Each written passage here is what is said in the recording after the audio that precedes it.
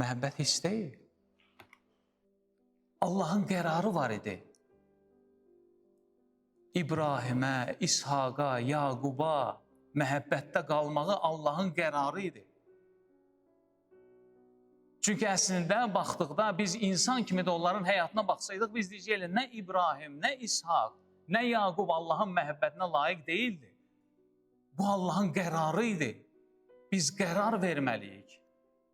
Çünki biz də deyir, siz məndə qalacaqsınız, mən də sizdə. Çünki biz onda olduğumuza görə, biz ondan olduğumuza görə, biz onunla olduğumuza görə biz də belə qərar verməliyik. Sən də belə qərar verməlisən, mən də belə qərar verməliyik ki, mən məhəbbətdə qalacam və bu bizim iqrarımızdır, bu bizim bəyanatımızdır, bu bizim şüarımızdır ki, xidmətimiz də, duamız da, səcdəmiz də bundan sonra hər şey olur.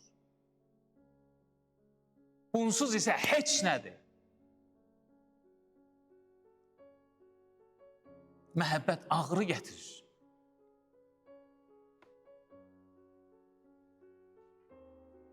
İsa'ya bizə olan sevgisi ona ağrı gətirmişdi.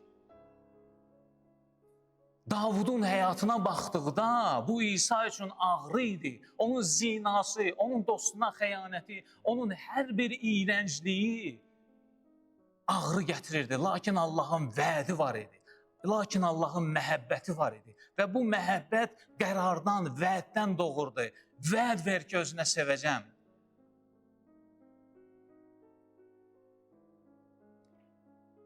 Məhəbbətdə qalmaq qərardır.